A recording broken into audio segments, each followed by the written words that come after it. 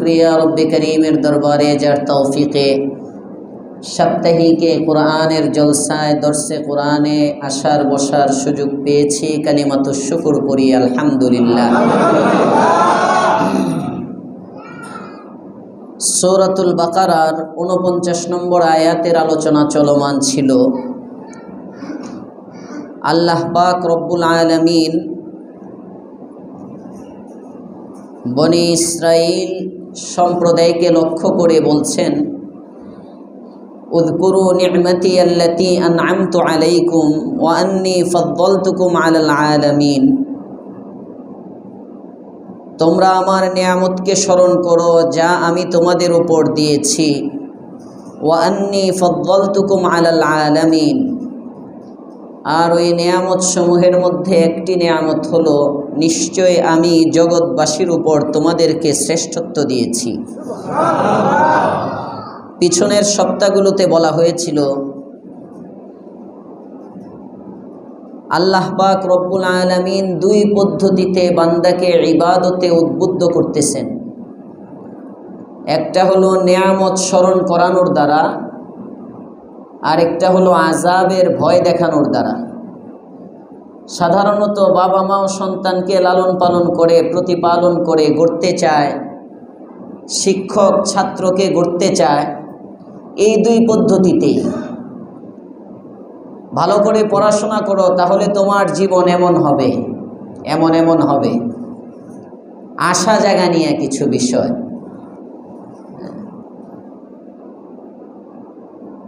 আবার ভীতি প্রদর্শন, যদি না পড়ো তাহলে এটা হবে। সব জায়গায় এই দুই জিনিস থাকে। আল্লাহ পাক রব্বুল আলামিন এই দুই জিনিসের মাধ্যমে একদিকে নিয়ামত স্মরণ করাচ্ছেন, পাশাপাশি ভয়ও দেখাচ্ছেন। নিয়ামত রাজির মধ্য থেকে দ্বিতীয় নিয়ামত ছিল ওয়া ইয নাজ্জাইনাকুম মিন আলি ফিরআউন। ভুলে যেও না, স্মরণ করো ওই সময়ের কথা যখন আমি তোমাদেরকে মুক্তি দিয়েছিলাম। খেতাব, মুখাতাব, সম্বোধন হচ্ছে রাসূল করিম সাল্লাল্লাহু আলাইহি ওয়াসাল্লামের জামানায় যে ইহুদিরা ছিল তাদেরকে সম্বোধন করে আল্লাহ তাআলা বলতেছেন। প্রশ্ন হয়, মুক্তি তো এদেরকে দেন নাই, মুক্তি দিয়েছিলেন তো তার পূর্বপুরুষদেরকে। মুসা আলাইহিস সালামের জামানায় যারা ইহুদি ছিল তাদেরকে মুক্তি দিছেন, কিন্তু আল্লাহ তাআলা বলতেছেন তোমাদেরকে মুক্তি দিলাম। তো তাদেরকে মুক্তি দেওয়ার মাধ্যমেই তো কেমন যেন এরা মুক্তি পেয়ে গেছে। সুবহানাল্লাহ। যদি তাদেরকে মুক্তি না দিত তাহলে তো এরা পৃথিবীতেই আসতে পারতো না, এরা পানির তলে থাকতো সব। এরাও যদি মারা যেত তাহলে তো শেষই নসল। বাবা যদি শেষ হয়ে যায় তাহলে সন্তান আসবে কোত্থেকে? তো তাদেরকে মুক্তির ব্যবস্থা রব করলেন প্রকারান্তরে, কেমন যেন এই জামানায় রাসূলের জামানায় যারা ছিলেন তাদেরকেও মুক্তি দিলেন। আল্লাহ তাআলা বলতেছেন, আজকে তোমরা হক মানো না, স্মরণ করো ইয নাজ্জাইনাকুম মিন আলি ফিরআউন। ফেরাউন সম্প্রদায়ের কবল থেকে যখন তোমাদেরকে মুক্তি দিয়েছিলাম আমি, এটাও তো তোমাদের উপর আমার নিয়ামত। ইয়াসুমুনাকুম সুআল আযাব। তারা তোমাদেরকে বড় মন্দ শাস্তি দিত, খারাপ শাস্তি দিত। কি সেই শাস্তিটা? ইযাববিহুনা আবনাআকুম। তোমাদের পুত্র সন্তানদেরকে তারা জবেহ করে ফেলত। ওয়াস্তাহিয়ুনা নিসাআকুম। আর তোমাদের কন্যা সন্তানদেরকে তারা জীবিত রেখে দিত। ওয়াফি যালিকুম বালাউম মির রাব্বিকুম আযীম। আর এর মধ্যে ছিল তোমাদের জন্য তোমাদের রবের পক্ষ থেকে বিরাট বড় এক পরীক্ষা। এটাও একটা পরীক্ষা। গত সপ্তাহ বলা হয়েছিল ফেরাউনের শাস্তি সম্পর্কে, কেন এই শাস্তি দিত। স্বপ্ন দেখেছিল মুসা আলাইহিস সালামকে ঠেকাবার জন্যে। যুগ যুগে যারা জালেম হয় তারা হককে দমন করার জন্যে জুলুম নিপীড়ন এগুলো করতে থাকে, করে। এটা যুগ যুগ ধরে চলে আসছে। আমাদের 5ই আগস্টের আগের লেডি ফেরাউনের জীবনেও এটা দেখা গেছে। আসতে কোন কেন দেখছেন না? ঠেকাবার জন্যে কতজনরে নিয়ে জেলে বসছে, কতজনকে ফাঁসি দিচ্ছে। কয়েকজন কইব হুজুর জামাতে ইসলামে যোগ দিচ্ছে।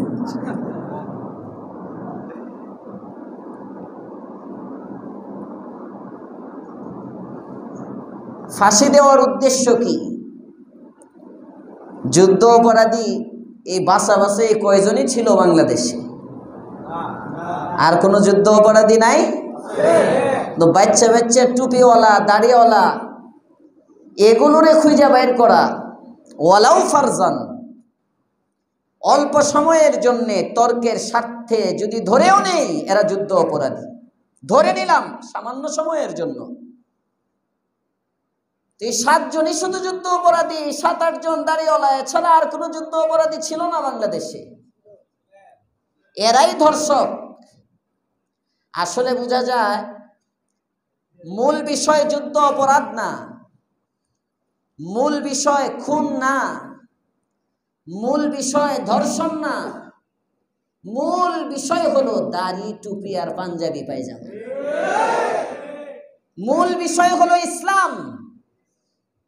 এটার ছোঁয়া যেখানে থাকবে তাদেরকে কালারিং করতে হবে জাতির সামনে, এরা ধর্ষক, যেন আলেমের কাছে আওয়াম না যায়, আলেমের প্রতি যেন ঘৃণা জন্মায়, যে কারণে যারাই একটু সুশীল দাবি করে নিজেদেরকে 10 মিনিট 15 মিনিটের বক্তৃতা দিলে হুজুরদেরকে একটা খুশা না দিলে ভাল লাগে না। আজ পর্যন্ত জায়গায় জায়গায় স্বাধীনতার পর থেকে অদ্যাবধি পর্যন্ত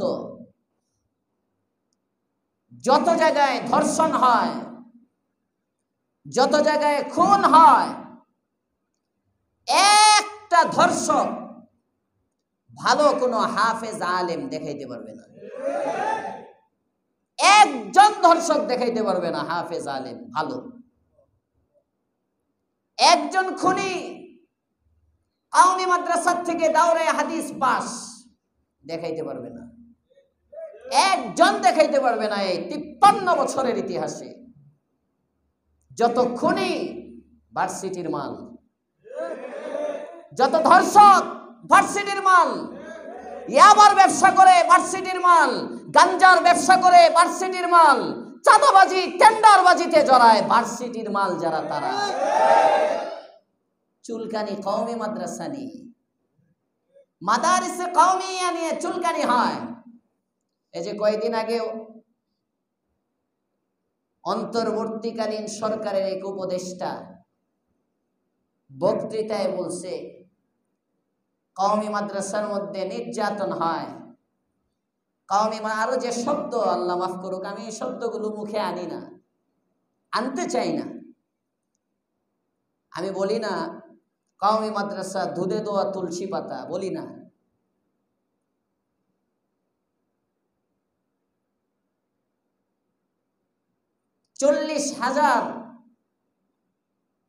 প্রায় 40,000 মাদারিসে কওমিয়া আছে বেফাকের আওতাভুক্ত। বেফাক বোর্ডের অধীনে 40,000-এর মতো মাদ্রাসা আছে। এছাড়া নিবন্ধন ছাড়া আরো আছে 60-70 হাজার মাদ্রাসা যদি বাংলাদেশে থাকে, এই 60-70 হাজার মাদ্রাসার মধ্যে এক যুগে 10 বছরে 20 বছরে হঠাৎ একটা অনাকাঙ্ক্ষিত ঘটনা বিচ্ছিন্ন হতেই পারে। মানুষ তো, আমি বলতেছি না কেউ করে না, আপনি জরিপটা তো এভাবে করবেন, মাদ্রাসার সংখ্যা কত, শিক্ষার্থীর সংখ্যা কত, শিক্ষকের সংখ্যা কত, এই মাদ্রাসার বয়স কত, ওই তুলনায় অপরাধের সংখ্যা কতটা, এবং কত দিনের মধ্যে এই অপরাধ সংগঠিত হলো, কয় যুগ পরে খুঁজে একটা পাইলেন, এই সব মিলে এত বিচার বিশ্লেষণ করবে। কিন্তু কিছু মানুষ থাকে, দাঁড়ায় মৌলবীর ভুল, দাঁড়ায় মাদ্রাসার ভুল, দাঁড়ায় এইটা। এই অবস্থাটা ছিল আওয়ামী লীগ সরকারের। আমরা যখন ছাত্র এই মিজান নাহবিবির পড়ি, আমাদের নাহবিবিরের বছরই তো মনে হয় হেদায়েতুন নাহুর বছর মনে হয় নির্বাচন হইল 2005-06। তো ওই যে ফখরুদ্দিন মঈনুদ্দিনের আমলে মতো মিজান পড়ি আমি সম্ভবত। তো এই নাহবিবির হেদায়েতুন নাহু এই ধরনের কোনো ক্লাসেই পড়ব, নিচের দিকের ক্লাসগুলো। যখন নির্বাচন হলো, আওয়ামী লীগ ক্ষমতায় আসলো, ওই সময় শুনতাম ঘন ঘন ক্ষমতায় আসার পর পরে কওমি মাদ্রাসা জঙ্গি প্রজনন কেন্দ্র, বিভিন্ন কথা কওমি মাদ্রাসা নিয়ে টার্গেট। যখন দেখে যে না পারে না, যতই বিষোদাগার করুক, কিন্তু মানুষ দেখে যে আসলে তারা যাই বলুক, কোনো হুজুর কোনোদিন চুরি করতে যায় না, কোনো হাফেজরে কোনোদিন ডাকাতিতে পাওয়া যায় না।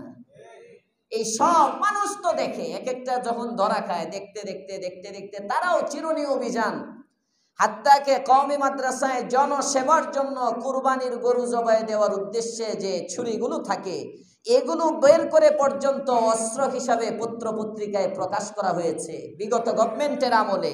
বিভিন্নভাবে কওমি মাদ্রাসাকে কালারিং করার পরেও যখন পারে নাই, লাস্টে ব্যর্থ হয়ে তৎকালীন সরকারের স্বরাষ্ট্রমন্ত্রী বলতে বাধ্য হয়েছে কওমি মাদ্রাসায় কোনো সন্ত্রাসী তৈরি হয় না। জালেম তারাও চিনছে কওমি মাদ্রাসা, কিন্তু এই বেডি চিনে নেই। এক কত বড় জালেম চিন্তা করে। ফেসিস্ট যাকে আমরা বলি, আলেম ওলামাকে অনেক কষ্ট দিয়েছে, তারপরেও বুঝছে যে না কওমি মাদ্রাসার মধ্যে ভুল নাই, স্বীকার করছে। আর এখন নিউ স্বাধীনতার পরে এমন এক গভর্নমেন্টের, এমন এক উপদেষ্টা পরিকল্পিত, এরা ইসলামের পিছনে, ইসলামকে কালারিং করার পিছনে লাগছে। এদের টার্গেট আমেরিকাকে খুশি করা, একটাই টার্গেট। আগের সরকারের টার্গেট ছিল ভারতের দালালি, ভারতকে খুশি করা।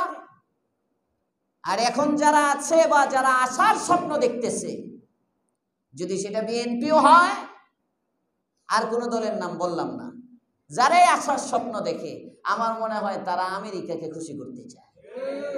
আর না হলে এগুলোর প্রতিবাদ তারা করে না কেন? এগুলোর প্রতিবাদ হয় না কেন? আল্লাহ হেফাজত করুক, বলেন আমিন। যুগে যুগে ফেরাউনের আখলাক, ফেরাউন কোনো ব্যক্তির নাম না, ফেরাউন কোনো ব্যক্তির নাম না, ফেরাউন একটা উপাধি। তাফসীরে কুরতুবীর মধ্যে ইমামে কুরতুবী রহমাতুল্লাহ আলাইহি লিখছেন, ফেরাউন একটা উপাধি। মিশরের যত বাদশা হতো সব ফেরাউন, সবাইকে ফেরাউন বলা হইতো। আর ফেরাউনের সম্প্রদায় আল দ্বারা ফেরাউনের আত্মীয় স্বজন উদ্দেশ্য না, ফেরাউনের পথে যারা চলে, মান তাদায়্যানা বিদীনিহি, এই মান তাদায়্যানা বিদীনি ফিরআউন, ফেরাউনের ধর্ম, ফেরাউনের রীতিনীতি যারা অনুসরণ করে তারাই আল। আল বলতে প্রত্যেক এমন ব্যক্তি যে যার অনুসরণ করে, সেই তার আল, সেই তার পরিবার। মনে থাকবে, আল বলতে আত্মীয় বোঝায় না, একদম রক্তের সম্পর্কই লাগে, জরুরি না আরবিতে। কারণ মুফাসসিরিনে কেরাম লেখেন, ফেরাউন এমন একজন ব্যক্তি ছিল, লাইসা লাহু ইবনুন ওয়ালা বিনতুন ওয়ালা আম্মুন ওয়ালা খালাতুন ওয়ালা খালুন, কোন ডাইনে বামে চাচা ফুফু খালা খালু ছেলে মেয়ে কেউ নাই, ভাইও নাই বোনও নাই। ফেরাউনের বংশ বলতে যা বুঝায় কিচ্ছু নাই, একা। তো আলে ফেরাউন দ্বারা উদ্দেশ্য যারা ফেরাউনের মতো রীতিনীতিতে চলে, ঠিক তদ্রুপ সহিহ মুসলিমের এক হাদিসও এটা দাল। আল্লাহর রাসূল সাল্লাল্লাহু আলাইহি ওয়াসাল্লাম বলেন যে যারা আমার অনুসরণ করবে তারা আমার পরিবার। এই যে আমরা যারা এখানে বসে আছি, যদি রসুলকে ভালোবাসি তাহলে আমরা নবীর পরিবার। আরো আস্তে কোন সুবহানাল্লাহ। ভালোবাসা প্রকাশ করতে হবে, মোহাব্বত। এখন তো আমরা মোহাব্বত করি নবীরে, হুজুর অনেক কলজা দিয়ে দিব কিন্তু দাড়ি রাখবো না, আছে না নাই? এটা ভালোবাসা না বন্ধু, এটা ভালোবাসা না। নবীরে ভালোবাসো কিন্তু টাকনুর নিচে তুমি পায়জামা পরো, টাকনুর নিচে লুঙ্গি পরো, এটা নবীর ভালোবাসা না রে যুবক, এটা নবীর ভালোবাসা না। রাসূলের ভালোবাসা যদি থাকে তাহলে আমার চুলের মধ্যে রাসূলের মতো চুল হবে, আমার পোশাক পরিচ্ছদ রাসূলের মতো হবে। রাসূল যা করতেন, রাসূলের ভালোবাসা কাকে বলে? সাহাবী হযরত আব্দুল্লাহ ইবনে জুবায়ের রাদিয়াল্লাহু তাআলা আনহু, হাদিসের মধ্যে আসছে হযরত আব্দুল্লাহ রাদিয়াল্লাহু তাআলা আনহু রাসূল সিঙ্গা লাগাইতেছেন, সিঙ্গা কষ্ট হইতেছে, ছেড়ে দিতাম, কারেন্ট গেছে আবার এসে বলবো, সমস্যা নেই, বাতি আছে তো, ফ্যান না থাকুক। এদিক ওদিক বেশি তাকায়েন না, আমার দিকে এক মনা হয়ে বসে। হযরত রাসূল সিঙ্গা লাগাইছেন, তো সিঙ্গা লাগাইলে হিজামা, এটা সুন্নত। হিজামা ব্যবহার করলে যে রক্ত টান দিয়ে নিয়ে এক জায়গায় ফেলে, দেখছেন আপনারা সিঙ্গা লাগানো, রক্ত বের করে এক জায়গায় ফেলে। তো একটা পাত্রের মধ্যে রাসূলের রক্ত। আল্লাহর পয়গম্বর, আপনি আমার নবী, দু জাহানের সরদার, রাহমাতুল লিল আলামিন সাল্লাল্লাহু আলাইহি ওয়াসাল্লাম, সাহাবী আব্দুল্লাহ ইবনে জুবায়ের রাদিয়াল্লাহু তাআলা আনহুর হাতে রক্তের পেয়ালাটা দিলেন, দিয়ে বলেন, রে আব্দুল্লাহ, যাও আমার শরীরের রক্তটা এমন জায়গার মধ্যে ফেলে আসবে, এমন জায়গার মধ্যে দাফন করে আসবে যেখানে এই রক্তটা কেউ না দেখে, কারো পাড়ার নিচে, পায়ের নিচে না পড়ে, কারো শরীরের মধ্যে না লাগে, এমন এক জায়গায় তুমি এই রক্তটাকে ফেলে দিয়ে আসবে। হযরতে আব্দুল্লাহ ইবনে জুবায়ের রাদিয়াল্লাহু তাআলা আনহু রক্তটা নিলেন, পাত্রটা নিয়ে চলে গেলেন। কিছুক্ষণ পরে খালি পাত্রটা নিয়ে পয়গম্বরের সামনে আসলেন। দু জাহানের সরদার রাহমাতুল লিল আলামিন জিজ্ঞাসা করেন, আব্দুল্লাহ, রক্তটা কি ভালো জায়গায় ফেলেছো? হযরতে আব্দুল্লাহ ইবনে জুবায়ের বলেন, ইয়া রাসূলুল্লাহ, ইয়া হাবিবাল্লাহ, এমন জায়গায় রক্তটা ফেলে এসেছি যে জায়গায় কেউ কোনোদিন দেখতে পারবে না। হযরতে পয়গম্বর জিজ্ঞেস করেন, আব্দুল্লাহ, কোথায় ফেলেছো রক্তটা, আমি জানবার চাই। হযরতে আব্দুল্লাহ ইবনে জুবায়ের বলেন, ইয়া রাসূলুল্লাহ, ইয়া হাবিবাল্লাহ, আমার পেটের চেয়ে গোপন জায়গা আর কোথাও পাই নাই গো পয়গম্বর, যে কারণে আপনার রক্তটা আমি খেয়ে ফেলেছি। ভালোবাসা। পয়গম্বর বলেন, আমার রক্ত তুই খেয়ে ফেলছিস, তোর পেটের মধ্যে আমার রক্তের জায়গা। আব্দুল্লাহ, সাক্ষী থাক, যে পেটের মধ্যে আমি মুহাম্মদের রক্ত প্রবেশ করেছে, এই পেটওয়ালা ব্যক্তি কোনদিন জাহান্নামের আগুনে জ্বলতে পারে না, জ্বলবে না, একে জাহান্নামের আগুন জ্বালাবে না। হযরতে সাহাবায়ে কেরাম এইভাবে ভালোবাসতেন, এভাবে পয়গম্বরকে ভালোবাসতেন। নবীর চুল একটা পড়া থাকলে কে এটাকে উঠাবে, কে নিবে, পেরেশান হয়ে যেতেন। আল্লাহর পয়গম্বরের পেশাব পাত্রের মধ্যে রাখছেন, নবীর পেশাবের মধ্যে কোনো দুর্গন্ধ নাই। সুবহানাল্লাহ। আরে এই নবীরে ভালোবাসো না, কার ভালোবাসায় পড়লা রে যুবক? একদিন দাঁত না মাজলে ওই মসজিদের কোনাত খার হয়ে থাকলে এনতে গন্ধ হইবা, দুর্গন্ধ। সেন্ট ব্যবহার না করলে তার পাশে বসা যায় না, কাপড় ময়লা হয়ে যায়। এইগুলোর ভালোবাসায় তোমার জীবন যৌবন সব দিচ্ছ গান্দা এক নারীর প্রেমে, গান্দা এক ছেলের প্রেমে। যে ছেলেটাকে তুমি ভালোবাসো বোন, আজকে যদি এই ছেলেটা মারা যায়, হায় হায় হায়, 3 দিনও থাকবে না, লাশ ফাইটে ফুটে শেষ, দুর্গন্ধ ছড়াইতে থাকবে। এই গান্দা প্রেম দুনিয়া, এই গান্দা জায়গায় গান্দা প্রেমে এত পাগল, এত বিপদ। অথচ আল্লাহর পয়গম্বর যেদিক দিয়ে হাঁটেন, যেদিক দিয়ে হেঁটে যান, ওই রাস্তার থেকে কমাস কম 24 ঘন্টা পর্যন্ত নবীর শরীরের ঘ্রাণ পাওয়া যায়। সাহাবায়ে কেরাম বলেন, পয়গম্বর যেদিক দিয়ে হেঁটে যায়, রাস্তার দেয়ালগুলো থেকে পয়গম্বরের খুশবু আসে। আমরা ঘ্রাণ শুনে বুঝতে পারি এই পথ দিয়ে পয়গম্বর হেঁটে গিয়েছেন। ওই নবীরে ভালোবাসতে মন চায় না? আস্তে আস্তে কয়, চায় না? নবীর মোহাব্বতে দাঁড়িয়ে রেখে দেন, যাদের নাই রেখে দেন, আজকেই নিয়ত করেন, লম্বা করেন। কাটেন কেন? কাটেন কেন? কাটেন না। নবীজি কাটতেন না, নবীজি জীবনেও দাড়িতে হাত লাগায় নাই, নবীজি শুধু ছাড়তেন, এবং রসুল ছাড়তেই বলছেন, কাটার কোনো কিছু রসুলের কথায় নাই। এক সাহাবী এক মুষ্টির বাহিরে কেটে ফেলছে, এক মুষ্টির পরেরটা বাড়তিটা, এই যে এক মুষ্টি এখানে ধরছে না, এই যে একটু বাড়তি হয়েছে, এটি মনে করেন কাটছেন এক সাহাবী। এক সাহাবী কাটছেন, নবীজি কোনোদিন কাটেন নাই নবীর দাড়ি। এক সাহাবী কাটছেন, আল্লাহর রসুল এটাকে সমর্থন করছেন, তার মানে এটাকে তাকরীর বলা হয়। রসুলের কথা কৌল যেমন হাদিস, রসুলের ফেল কাজ যেমন হাদিস, রসুলের তাকরীর মৌন সমর্থন এটাও হাদিস। তো সাহাবী যে করছেন, নবীজি সমর্থন করছেন, সাপোর্ট করছেন, সাপোর্ট সাপোর্ট। এই যে সাপোর্ট করছেন, যেমন মনে করেন অনেকে আমরা চাঁদাবাজি করি না, তো তোমার দলের কর্মী চাঁদাবাজি করে, তুমি ঠেকাও না কেন? আস্তে আস্তে, তুমি চাঁদাবাজি করো না কইলে মিয়া বোকা আছে, 1-2টারে বাইর করো শুধু। দেখছেন আপনাদের ঠিকই আল্লাহ খুশি হয়ে কারেন্ট দিয়ে দিচ্ছে। চাঁদাবাজি আজকে আসরের নামাজের পরে মনে হয় মাগরিবের আগে আমার মোবাইলে কে একজন পাঠাইলো, ঢাকারই ঘটনা, কোন জায়গায়, হ্যাঁ ওপেনলি নাকি কি একটা বাচ্চাকে, আমি ভিডিও সময় নিচে লেখা পাঠাইছে, আমি লেখাটা পড়ছি। আমি আবার এই সমস্ত ওই বিভৎস জিনিস দেখলে ভয় পাই, আমার আত্মা ছোট, আমি ওইটা ডরে এটাতে আর দেখি নাই, খালি নিচের লেখাটা পড়ছি। কি হচ্ছে দেশে? কোথায় আইন, কোথায় আদালত?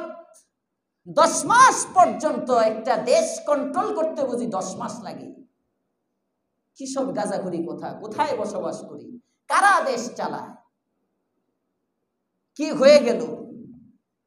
আল্লাহ হেফাজত করুক, বলেন আমিন। কোন একটা মানুষের জানের নিরাপত্তা নাই, কোন একটা মানুষের মালের নিরাপত্তা নাই, এই সব কিছুর মূলে গিয়ে ইসলাম নাই। আমরা ঐক্য করি স্বার্থের জন্য, আমাদের ঐক্যের মধ্যেও স্বার্থ, নিঃস্বার্থ ঐক্য যদি থাকে। কয়জনে পিটাইছে? ওখানে পিটাইতেছে কয়জন? 100 জনে মিলে পিটাইছে। খোঁজ করে দেখবেন, যদি দেখেন ভিডিও, কেউ দেখছেন কিনা জানি না, যদি দেখবেন হয়তো 15-20 জন ছেলে, 12 কম হইতে পারে, 15-20 বার। আশপাশে মানুষ আরো বেশি, আশপাশে মানুষ আরো বেশি। সমাজের মধ্যে ভালো মানুষ বেশি না খারাপ বেশি? জোরে বলেন, ভালো বেশি না খারাপ বেশি? ভালো বেশি, খারাপ কম। খারাপ হাতে গোনা। 1-2টা খারাপের কাছে 100% জনগণের মধ্যে 92%, 94% ভালো, ধরে নিলাম 90% ভালো, 10% মাত্র খারাপ, এর বেশি খারাপ নাই। এই 10%-এর কাছে 90% জিম্মি। কেন? কোরআনী শিক্ষা আমাদের মধ্যে নাই। আমরা সবাই নিজেরটা চাই। আমরা মনে করি আমি বাঁচলে, নিজে বাঁচলে বাপের নাম। আরে পাগলা, আজকে তুমি বাঁচতে চাইতেছো, ওই দিন বেশি দূরে না, তোমারে একা ধরবে। এটা ইসলামের শিক্ষা না। ইসলাম তো একে অপরের বিপদে ঝাঁপিয়ে পড়তে শিখায়। যেরকম সুবহানাল্লাহ, এটার নাম ইসলাম। এজন্য দরকার প্রতিটা মসজিদে মসজিদে কোরআনের আলো, প্রতিটা পাড়ায় পাড়ায়, মহল্লায় মহল্লায়, প্রত্যেক মসজিদে কমপক্ষে সপ্তাহে একদিন। আরো 8 বছর আগে বলছিলাম, মুফতি মনসুরুল হক সাহেব দামাত বারাকাতুহুল আলিয়া আমাদের ছাত্র জামানায় হুজুরের কাছে শুনেছিলাম। আর আমি এই মসজিদে 8 বছর আগে দেওবন্দ থেকে আসার পরপরেই বলেছিলাম যে হযরত বলছিলেন আমাদের ছাত্র জামানায় প্রতিটা মসজিদের মধ্যে খতিব সাহেব একদিন সাপ্তাহিক তাফসীর এবং একদিন সপ্তাহে হাদিসের দর্স দেওয়া, এটা মহল্লা আবাদ করার জন্য জরুরি। এটা জরুরি। কোরআনের ছোঁয়া নাই আজকে। জানি না উম্মত কিভাবে চলতে হবে, কি করতে হবে, মন চাকি জিন্দিগি চালাইতেছি। কিছু নামাজ রোজা হজ জিকির আজকার এগুলোরে আমরা মনে করি ইমানদারি, এটাকে মনে করি আমরা মুসলমানই। আমাদের মুআমালা নাই, মুআশারা নাই, লেনদেন, সামাজিক কার্যক্রম কিভাবে করতে হয় এগুলো সম্পর্কে আমরা জানি না। একজন মুসলমান হিসাবে একজন মুসলমানের কি হক আছে আমরা জানি না। প্রতিবেশী হিসাবে প্রতিবেশীর কাছে কি পাওনা আছে আমরা জানি না। কথা বলেন ঠিক না ঠিক? এগুলো জানি না। ওই তায়াম্মুম শিখছি, গোসলের 4 ফরজ শিখছি, নামাজ পড়া শিখছি, আত্তাহিয়াতু দুরূদ শরীফ দোয়ায়ে মাসুরা। আমি বিরাট বড় মুসলমান। আর যদি আরেকটু বেশি মুসলমান হয় তাহলে তাবলীগের 6 নম্বর, কালিমা নামাজিক ইলমু জিকির ইকরামুল মুসলিমিন সহিনিয়ত দাওয়াত তাবলীগ। বিরাট বড় মুসলমান আমি। বন্ধ করে দেন মোবাইলগুলো বা সাইলেন্ট করে দেন, দেখতেছি অনেক বড় মুসলমান হয়ে গেছি। গত সপ্তাহেই তো মনে হয় একজন আমার সাথে দেখা করলো, 3 চিল্লা লাগাই আসছে। 3 চিল্লা 4 মাস না কয়দিন? 4 মাস। আমি জিজ্ঞেস করলাম কোরআনে কারিম শিখছেন? কয় না। বললাম তো কি করছো তুমি চিল্লাতে? 4টা মাস সময়ের মধ্যে তুমি কোরআন শিখতে পারলা না, এই চিল্লার দাম কি? 4 মাস সময়ে তো তোমার কোরআনে কারিমটা কায়দা আমপারা পড়া অন্তত কোরআনে কারিমটা মোটামুটি ভাঙা ভাঙা পড়তে পারো, এতটুক কইরা আসা দরকার ছিল। সাথে কোনো আলেম ছিল না, আলেমের জামাত পায় নাই, যেতে পারে নাই। তো সাথে যেগুলো ছিল কোনো তো একজন পুরাতন সাথী অবশ্যই থাকে। ওই সাথী কি করছে? ওই সাথী করছেটাকে এটা যদি এমন কই কই বুঝো তাবলীগ দেখতে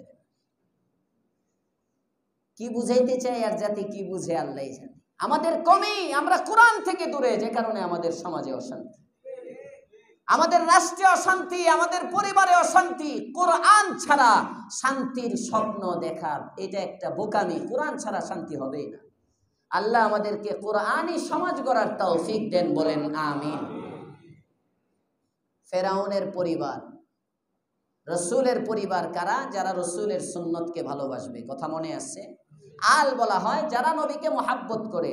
এই জন্য আমরা যাদের দাঁড়িয়ে আছে মাশাআল্লাহ 1 ইঞ্চি আছে, আধা ইঞ্চি আছে, আর একটু বাড়াইয়া দেন, আস্তে আস্তে বাড়াইয়া দেন, পারবেন ইনশাআল্লাহ। নবীর মহাব্বতে দাড়ি লম্বা করেন, দেখবেন চেহারা নুরানি হবে। দাড়িটা যদি লম্বা হয় অনেক গুনাহ থেকে আল্লাহ বাঁচিয়ে দিবে। ফ্যাশন দাড়ি রাখেন না, ফ্যাশন দাড়ি রাখেন না, লম্বা করেন। আল্লাহ তৌফিক দান করুক, বলেন আমিন। আস্তে আস্তে করেন, যে দাড়ি নাই এটির মুখ ঠুট নড়ে না, জোরে কোন আমিন। ওয়াইদ নাজাইনাকুম মিন আলি ফিরআউন, বনি ইসরাইল সম্প্রদায়ের দ্বিতীয় নেয়ামত আল্লাহ প্রদত্ত ফেরাউনের কবল থেকে মুক্তি দেওয়া। ফেরাউনের কবল থেকে যখন বনি ইসরাইলকে মুক্তি দিয়েছিলেন, এক তাফসীরের কিতাবের মধ্যে আছে ফেরাউনের বাহিনীর সংখ্যা ছিল 12 লক্ষ। কত? আর বনি ইসরাইলের সংখ্যা ছিল তখন 6 লক্ষ। সুবহানাল্লাহ বলবেন না?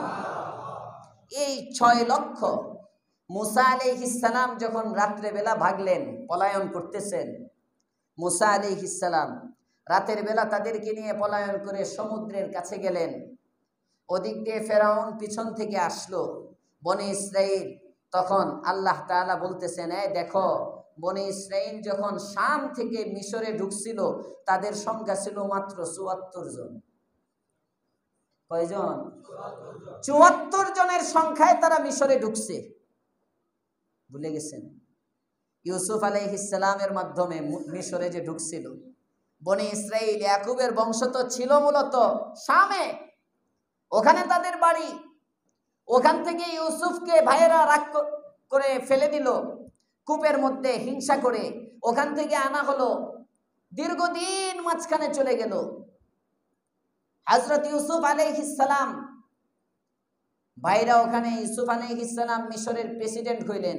এভাবে মিশরে ইউসুফ আলাইহিস সালামের বংশের লোকেরা ঢুকলো। ওখানে যখন হযরত ইউসুফ আলাইহিস সালাম নিজের বাবাকে দাওয়াত করলেন, ইয়াকুব আলাইহিস সালাম ইউসুফের পরিবার পরিজন সহ যখন মিশরে প্রবেশ করলেন তখন তারা ছিল ৭৪ জন। কতজন? ৭৪ জন। ৮০ জন পুরানা। এই ৮০ জনের মধ্যে আল্লাহ পাক রব্বুল আলামিন বরকত দিয়ে এখন তাদের সংখ্যা হলো ৬ লাখ। আল্লাহ তাআলা বলেন, দেখো এত পরিমাণ মানুষ তোমাদেরকে, এরপরেও তো ফেরাউন কতগুলোরে মারলো, তাদেরকে আমি মুক্তি দিলাম, শাস্তি দিত। ইয়াসুমুনাকুম সুআল আযাব ইউযাববিহুনা আবনাকুম ওয়া ইস্তাহইউনা নিসাআকুম। এত বড় শাস্তি থেকে আমি যে তোমাদেরকে মুক্তি দিলাম, এই মুক্তির শুকরিয়া জানো তো তোমরা আমার গোলাম হয়ে যাওয়া দরকার। গোলাম হইছে? গোলাম হয় না, গাটতেরামি করে। আল্লাহ তাআলা বলেন শুধু এখানেই শেষ না, আরো নেয়ামত আছে। স্মরণ করো যখন সমুদ্রের পাড়ে তোমরা দাঁড়িয়ে গেলে, সমুদ্রের পাড়ে দণ্ডায়মান, সামনে সমুদ্র, মূসাকে বলতেছে, এই মূসা, মরণ ছাড়া তো এখন কিছু নাই। আল্লাহ পাক রব্বুল আলামিন মূসা আলাইহিস সালামকে লক্ষ্য করে বলেন, এক কাজ করো, ওয়া ইজ ফারাকনা বিকুমুল বাহরা ফাআনজাইনাকুম ওয়া আগরাকনা আলা ফিরআউনা ওয়া আনতুম তানজুরুন। মূসা, হাতের লাঠি দ্বারা পানির মধ্যে আঘাত করো, সমুদ্রে আঘাত করো, দেখবে সমুদ্রের মধ্যে আমি আল্লাহ 12টা রাস্তা করে দিচ্ছি। আবার রাস্তাগুলো কেমন? মুফাসসিরিনে কেরাম লেখেন 12 রাস্তা কেন হইল? বনি ইসরাইলের মধ্যে 12টা দল ছিল। কয় দল? সবাই বলেন 12 ফেরকা। এরা আবার একজনের রাস্তা দিয়ে আর একজন চলতে পারতো না। আওয়ামী লীগ আলাদা আলাদা, সব স্বতন্ত্র, একজনের রাস্তা আলাদা রাস্তা লাগবে, এজন্য 12টা রাস্তা। আবার আরেক ফরিক কি মরে যাইতেছে না কি হইতেছে, এটাও আবার তার চিন্তা, মানসিক কষ্ট। না জানি আমরা তো যাইতেছি, ওই জাতি কোথায় কি হচ্ছে না হচ্ছে। আল্লাহ পাক রব্বুল আলামিন সূরত বের করে দিলেন। এই পানির মধ্যে মাঝখানে, উপরে পানি নিচে পানি, ডানে পানি বামে পানি, মাঝখানে পানি নাই। সুবহানাল্লাহ। এই পানির মধ্যে আল্লাহ পাক রব্বুল আলামিন 2 রাস্তার পাশে জানালা করে দিলেন।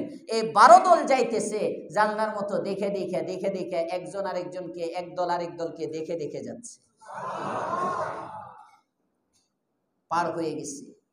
ওই পারে গিয়ে যখন দাঁড়ালো, ফেরাউন 12 লক্ষ নিয়ে নামলো, পানির মধ্যে শেষ হয়ে গেল। আল্লাহ বলেন স্মরণ করো, ওয়া ইজ ফারাকনা বিকুমুল বাহরা, তোমাদের জন্য যখন আমি সমুদ্রের মধ্যে রাস্তা করলাম, ফাআনজাইনাকুম, তোমাদেরকে মুক্ত করে দিলাম, ওয়া আগরাকনা আলা ফিরআউন, আর ফেরাউন সম্প্রদায়কে ডুবিয়ে দিলাম, ওয়া আনতুম তানজুরুন, আর তোমরা তাকিয়ে তাকিয়ে দেখছিলে। সুবহানাল্লাহ। জালেমের পতন স্মরণ করো। 5ই আগস্টের কথা, পালাইতেছিল আর তোমরা দেখতেছিলে রাস্তায় দাঁড়ায় দাঁড়ায়। কথা বলেন না কেন? সুতরাং তোমরা আল্লাহর গোলামি করো, তোমরা চাঁদাবাজি করো না, তোমরা টেন্ডারবাজি করো না, তোমরা সমাজের মধ্যে জুলুম করো না। যে জুলুমের কারণে 16 বছর শাসন করার পরেও পালাতে হয়েছে, ওই জুলুম আর তোমরা করো না। ওয়া আনতুম তানজুরুন, তাদের পালানো না তোমরা দেখেছিলা। এটা হলো তাফসীর। এই মূসার কিচ্ছা এখানে কিয়ামত পর্যন্ত রাখার অর্থ কি? কিয়ামত পর্যন্ত মূসার ঘটনা রেখে আল্লাহ তাআলা বুঝাইতেছেন, ফেরাউনকে যেমন ধ্বংস, বনি ইসরাইল তোমরা দেখেছিলে, দেখার পরে উচিত ছিল তোমরা আল্লাহর গোলাম হয়ে যাওয়া, নিজের জীবনটাকে পরিবর্তন করে ফেলা। যদি বুদ্ধিমান হইতে তাই করতে, করো নাই, গজবের অপেক্ষা করো, করো নাই, গজবের অপেক্ষা করো।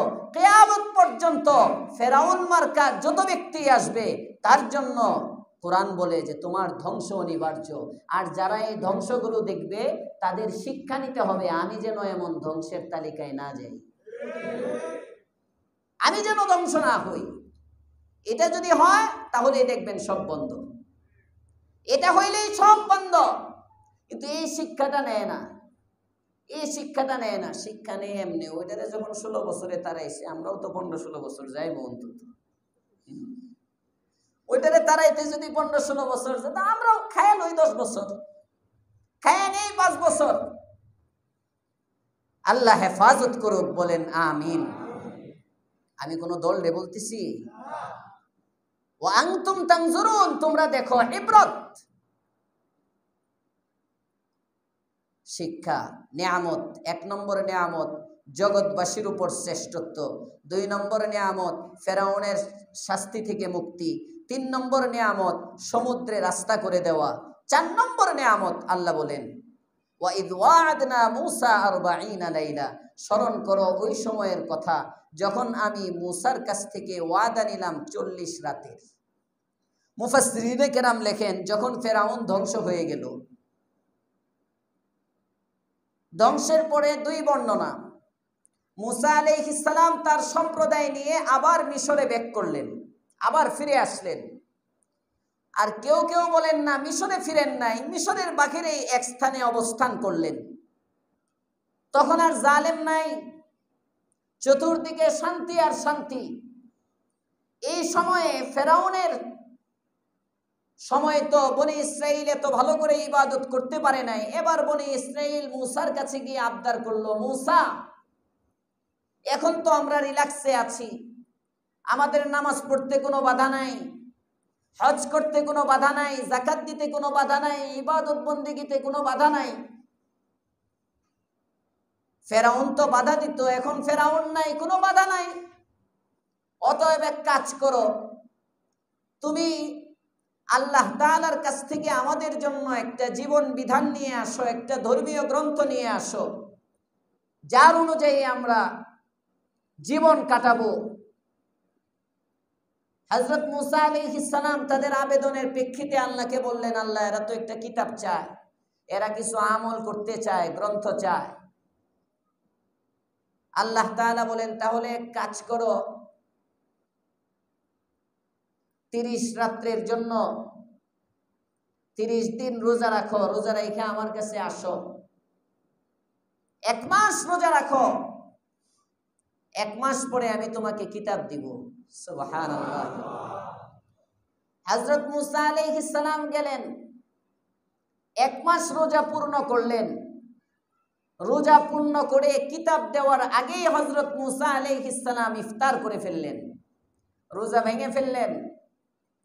যখন ইফতার করে ফেললেন, আল্লাহ পাক রব্বুল আলামিন বলেন, মূসা, ইফতার করার আগে আমাকে জিজ্ঞেস করা দরকার ছিল, কারণ আমি তো তোমাকে রোজা রাখতে বলেছি। এই জন্য রোজাদারের মুখের যে দুর্গন্ধ, এটা আমি আল্লাহর কাছে মেশক আম্বরের চেয়েও দামি।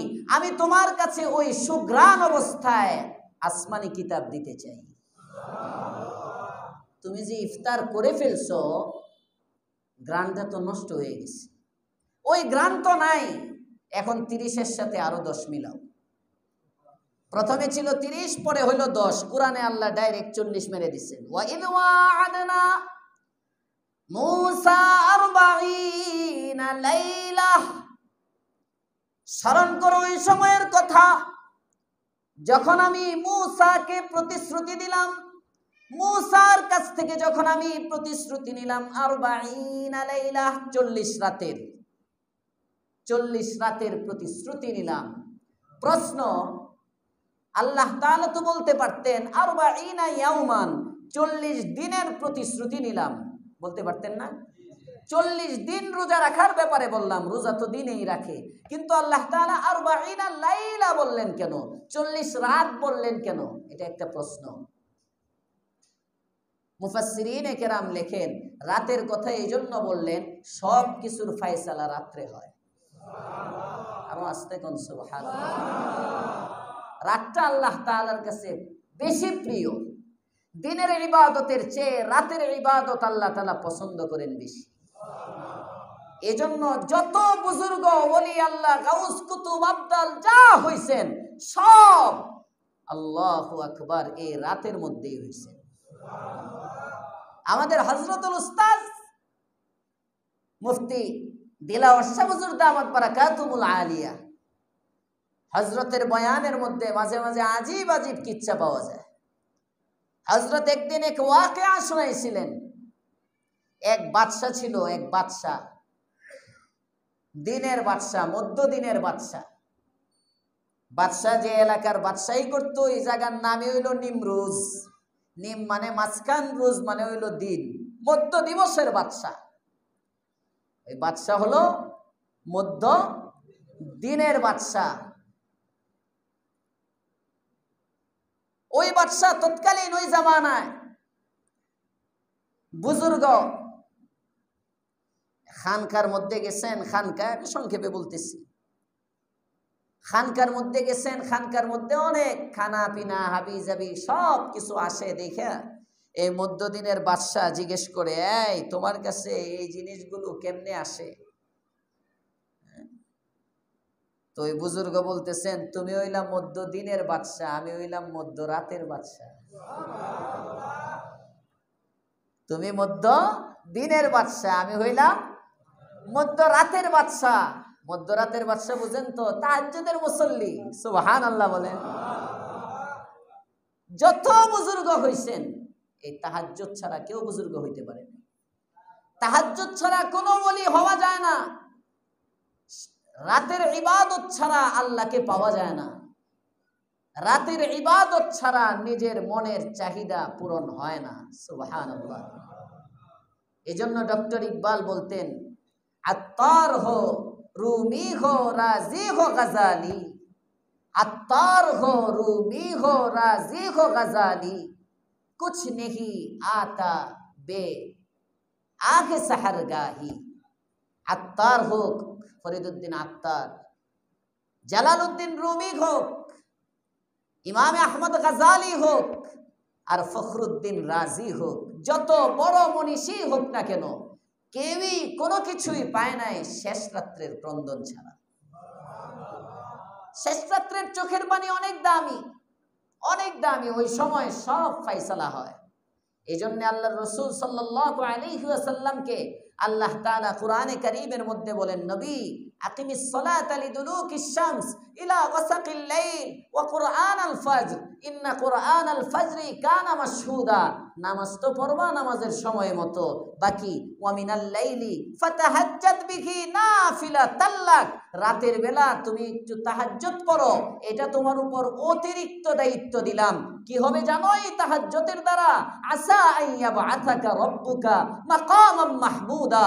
সমস্ত নবী যে মাকামে মাহমুদ চাইছেন, তাহাজ্জুদের কারণে আমি আল্লাহ তোমাকে ওই মাকামে মাহমুদ দিয়ে দিব। মাকামে মাহমুদ এটা তাহাজ্জুদের বদলা। মাকামে মাহমুদ বলছিলাম কোন এক তাফসিরে বা জুমায়, মাকামে মাহমুদ কাকে বলে? কিয়ামতের দিনের সর্বোচ্চ আল্লাহ পাক রব্বুল আলামিন সর্বোচ্চ মর্যাদার যে আসন, এটার নাম হলো মাকামে মাহমুদ। আল্লাহ দেন কিসের দ্বারা? বলে না কিসের দ্বারা? নবী যেমন সর্বোচ্চ সম্মান তাহাজ্জুদের দ্বারা পাইছেন, উম্মতও যদি তাহাজ্জুদের ইহতিমাম করে আল্লাহ তাআলা তাকে সবচেয়ে দামি বানিয়ে দিবেন। পড়বেন তাহাজ্জুদ ইনশাআল্লাহ? কারা কারা দেখি? আল্লাহ কবুল করো, বলেন আমিন। পড়েন তো তাহাজ্জুদ? হ্যাঁ পড়েন কারা কারা দেখি? না না কন্টিনিউ এর আমল শিখাই দিছিলাম তো, ভুলে গেছেন। প্রতিদিন এশার পরে 2 রাকাত পড়বেন। হ্যাঁ হ্যাঁ এশার পরে 2 রাকাত কারা কারা পড়েন দেখি ইনশাআল্লাহ? হাতগুলো। মাশাআল্লাহ অনেকে পড়ে, বাকি যারা পড়েন না তারাও পড়ে নেবেন প্রতিদিন। এটাও তাহাজ্জুদ, এটাও তাহাজ্জুদ। এটা পড়বেন এশার পরে অবশ্যই। এই যে আজকে ঘরে গিয়ে শোয়ার আগে 2 রাকাত পড়বেন, এটা তাহাজ্জুদ। মা বোনরা যারা আছেন এশার নামাজের সাথে 2 রাকাত পড়ে নেবেন নফল। এশার ফরজের পরেই তাহাজ্জুদের ওয়াক্ত শুরু। ফিকহের কিতাবের মধ্যে আছে, শরহ ফিকহের মধ্যেও আছে। ফিকহের কিতাবে তাহাজ্জুদের ওয়াক্ত এশার ফরজের সালাম ফিরানোর সাথে সাথে আপনার তাহাজ্জুদের ওয়াক্ত শুরু। হ্যাঁ যত রাতের গভীরে পড়বেন তত সওয়াব বেশি। বাকি এশার পরেও যদি পড়েন আপনার তাহাজ্জুদ হয়ে যাবে। শেষ রাত্রে অনেকের উঠা কষ্ট, উঠতে পারলে ভালো, কিন্তু উঠতে না পারলে শুরুর রাত্রে যদি 2 রাকাত পড়ে নেন সারা জিন্দেগি আপনি তাহাজ্জুদ পড়তে পারেন। কথা বলেন ঠিক না বেঠিক? এই সুযোগ হাতছাড়া করবেন কেন? এজন্য 2 রাকাত করে ইনশাআল্লাহ আজকে রাত্রে থেকে মিস দিব না। পারবো ইনশাআল্লাহ? আমরা মৃত্যু পর্যন্ত তাহাজ্জুদ গুজার হয়ে যাব, পারবো না ইনশাআল্লাহ? আল্লাহ তৌফিক দান করেন, বলেন আমিন। এটাই উম্মতের বৈশিষ্ট্য। আমাদের নবীর উম্মত হিসাবে কিছু সহজ ইনশাআল্লাহ। এইভাবে 2 রাকাত তাহাজ্জুদ আগামী সপ্তাহে যেন নিস্তালায় সবাই তাহাজ্জুদ গুজার বান্দা পাওয়া যায়, ঠিক আছে ইনশাআল্লাহ? আল্লাহ কবুল করে নেন, সবাই বলেন আমিন। তাহাজ্জুদ অনেক দামি, এই সময়টা অনেক দামি। সব ঘুমায়, আপনি একা জাগ্রত, আর আল্লাহ তাআলা জাগ্রত। সুবহানাল্লাহ। আহ, কি মজার প্রেম এই সময় হয়। আর এই সময় চাইলে মানে কি এক তৃপ্তি, কি এক তৃপ্তি। আপনি এমনি হাত উঠাইবেন, মানুষের সামনে আধা ঘন্টা লাগবে আপনার চোখে পানি আসতে আসতে, কান্না আসতে আসতে। কিন্তু শেষ রাত্রে নিরিবিলি বাতি যখন বন্ধ থাকে, হাত উঠায়েন, দেখবেন হাত উঠাইতে দেরি, চোখের পানি পড়তে দেরি হয় না, দিল নরম হয়ে যায়। কেউ দেখে না, এটার মধ্যে ইখলাস আছে, এটার মধ্যে খুলুসিয়াত আছে। আর ওই চোখের পানিটা অনেক দামি, অনেক ওজনী, অনেক ওজনী। ওই সময় আল্লাহ তাআলা কুদরতি হাতে আপনার চোখের পানিগুলো মুছে দেন। পাশের থেকে আল্লাহ তাআলা আপনাকে জিজ্ঞেস করেন, বান্দা তুই কাঁদিস কেন, তোর কি দরকার? পাম দিতেছি লাগে। বুখারীর বর্ণনা। আল্লাহর পয়গম্বর, আপনি আমার নবী, দু জাহানের সরদার, রাহমাতুল লিল আলামিন সাল্লাল্লাহু আলাইহি ওয়াসাল্লাম বলেন, রাতের দুই ভাগ যখন চলে যায়, রব্বে কারীম প্রথম আকাশে চলে আসেন। আল্লাহ পাক রব্বুল আলামিন বান্দার দুয়ারে আসেন, মানে আল্লাহর রহমত বান্দার কাছে আসে। এসে বলতে থাকে, আলা মিন মুস্তাগফির, আছিস রে কোন অপরাধী বান্দা, তোর জীবনের গুনাহগুলো ক্ষমা চাস? আলা মিন মুস্তাগফির, আমার কাছে তোর জীবনের গুনাহগুলো ক্ষমা চা, ফাগফির লা, আমি আল্লাহ আসছি, তুই চাইবি আর আমি মাফ করে দিব। আলা মিন মুবতালান ফাউআফিয়া, এই শবে বরাতের হাদিস। শবে বরাতে যে হাদিসের আশায় আপনারা সারা রাত জাগ্রত থাকেন, আল্লাহ জিজ্ঞেস করে, ওই হাদিসের সনদের মধ্যে দুর্বলতা আছে, কিন্তু প্রতি রাতে যে আল্লাহ আপনি আমাকে ডাকে, এটা বুখারীর হাদিস, এই হাদিসে কোনো দুর্বলতা নাই। প্রতি রাতে আল্লাহ ডাকেন, প্রতি রাতে আল্লাহ তাআলা ডাকেন, শেষ রাতে। হ্যাঁ, আমরা তো ঘুমাই, আমরা তো ঘুমাই। রব খুঁজে নেয়, তুই না অসুস্থ, সারাদিন এই হসপিটাল থেকে ওই হসপিটালে ঘুরোস, কত কত টাকা পয়সা খরচ করস, আরে আমার কাছে একটু চা, আমি আল্লাহ না তোকে সুস্থ করে দিব। তোর না অনেক অভাব, কত মানুষের কাছে তোর অভাবগুলো বলিস রে বান্দা, তোর অভাব মোচন হয় না, এখনই সময়, আমি আল্লাহকে বল, আমি আল্লাহ তাআলা তোর অভাব মোচন করে দিব। বলার মতো বললে আল্লাহ তাআলা দেয়। হযরতে আউফ ইবনে মালিক আল-আশজাঈ, আল্লাহর পয়গম্বরের সাহাবী, ছেলে সালেম, হযরতে সালেম বন্দী হয়ে গেছে, কাফের মুশরিকরা বন্দী করে নিয়ে গেছে। অনেকের বাচ্চা কাচ্চা লয়ে যায় না, গুম হয়ে যায়, পাওয়া যায় না, জেলখানায় বন্দী, অনেকে দোয়া চায়, মামলা মোকদ্দমায় জড়ানো, কত ঝামেলা। আউফ ইবনে মালিক আল-আশজাঈ রাসূলের সাহাবী, ওনার ছেলে সালেম বন্দী, মা কাঁদে, কাঁদে কয়, এই যাও না, নবী আছেন, নবীর কাছে যে বলো আমাদের ছেলে বন্দী, এক পেরেশানি, আর ঘরের মধ্যে খাবার নাই আরেক পেরেশানি, এই দুই পেরেশানি থেকে মুক্তি চাই, যা একটু নবীরে বলো না। আল্লাহর রাসূলের কাছে আউফ ইবনে মালিক আল-আশজাঈ আসছেন, এসে বলেন, ইয়া রাসূলুল্লাহ, ইয়া হাবিবাল্লাহ, সালেমের আম্মা আমারে পাঠাইছে আপনাকে বলার জন্য, দুই পেরেশানির মধ্যে আছি, এক পেরেশানি পেটের পেরেশানি, আরেক পেরেশানি ছেলের পেরেশানি, এই দুই পেরেশানির থেকে মুক্তি চায়। আল্লাহর রাসূল বলেন, এক নম্বর কাজ করো, ইত্তাকিল্লাহ, আল্লাহকে ভয় করো, সুবহানাল্লাহ, ওয়াসবির, সবর করো। আর তিন নম্বর, ঘরের মধ্যে গিয়ে না রাত্রেবেলা আল্লাহর কাছে দোয়া করো, লা হাওলা ওয়ালা কুওয়াতা ইল্লা বিল্লাহ, তাসবিহটা পড়তে থাকো। হযরত আউফ ইবনে মালিক আল-আশজাঈ বলেন, পয়গম্বরের শিখানো আমল নিয়ে পয়গম্বরের কাছ থেকে চলে আসলাম। ঘরের মধ্যে এসে সালেমের আম্মা বেগম সাহেবাকে বললাম, পয়গম্বর বলেছেন তাকওয়া অর্জন করার জন্য, সাথে সাথে ধৈর্যের সবক দিয়েছেন, অধৈর্য হওয়া যাবে না। নাম্বার 3, আল্লাহর পয়গম্বর আমল শিক্ষা দিয়েছেন, তাসবিহ আমল করতে বলেছেন। রাতের বেলা স্বামী স্ত্রী দুইজনে রাতের বেলা তাসবিহ পড়ে, লা হাওলা ওয়ালা কুওয়াতা ইল্লা বিল্লাহ, বলেন লা হাওলা ওয়ালা কুওয়াতা ইল্লা বিল্লাহ, পড়তেছেন, স্বামীও পড়ে স্ত্রীও পড়ে। আল্লাহু আকবার। ফজরের নামাজের আগে দেখে হযরতে সালেম সাথে গনিমতের কিছু উট, বেড়া, বকরি এগুলো নিয়ে ঘরের সামনে হাজির। আল্লাহর পয়গম্বরের সাহাবী হযরতে আউফ ইবনে মালিক আল-আশজাঈ বলেন, সালেম এবং বেড়া, বকরি, উট, দুম্বা যে প্রাণীগুলো আছে সবগুলো সহ নবীর কাছে গেলাম, গিয়ে বললাম, ইয়া রাসূলুল্লাহ, ইয়া হাবিবাল্লাহ, ছেলে পাইলাম, সাথে গনিমতের মাল পাইলাম, আপনার কাছে জানতে চাই এই সম্পদগুলো আমাদের জন্য ব্যবহার করা বৈধ হবে কিনা। পয়গম্বর বলেন, রে আউফ, তোকে না আমি আমল শিখাই দিলাম, দুইটা পেরেশানি নিয়ে তুই আমার কাছে এসেছিলি। একটা পেরেশানি হলো সন্তান হারানোর পেরেশানি, আরেকটা পেরেশানি হলো রিজিকের অভাবী। তোর ঘরের মধ্যে রিজিক নাই, সারা রাত স্বামী স্ত্রী লা হাওলা ওয়ালা কুওয়াতা ইল্লা বিল্লাহ এই তাসবিহর মাধ্যমে আল্লাহর সাথে সম্পর্ক করার দ্বারা সন্তানের পেরেশানি দূর করে দিয়েছেন, আর সন্তানের মাধ্যমে আল্লাহ তাআলা তোদের রিজিকের ব্যবস্থা করে দিয়েছেন। সালেমরে জিজ্ঞেস করে, বাবা এই তুমি কেমনে আসছো, কি করছো? আব্বা জান, আমার পায়ের মধ্যে বেড়ি, আমার হাতের মধ্যে বেড়ি, পায়ের মধ্যে বেড়ি, আমার পার্শ্বে পাহারাদার আছে, পাহারাদার, ওরা আমাকে ছাড়ে না, আমি যেন ছুটে যেতে না পারি। আল্লাহ পাক রব্বুল আলামিনের কুদরত, আল্লাহ পাক রব্বুল আলামিন হঠাৎ করে ওদের চোখের মধ্যে ঘুম দিয়ে দিলেন। সুবহানাল্লাহ। ঘুম ঘুম ঘুম। আমি আল্লাহ পাক রব্বুল আলামিন যখন তাদের চোখের মধ্যে ঘুম দিয়ে দিলেন, আর আবার এই যে হাতটা, মুখের মাধ্যমে হাতের বেড়িটা ছুটাইলাম প্রথমে, এরপরে হাতের মাধ্যমে পায়ের বেড়ি ছুটাইলাম, এরপরে ওদের তরবারি নিয়ে ওদেরকে হত্যা করলাম এবং ওদের উটগুলো নিয়ে আমি চলে আসলাম।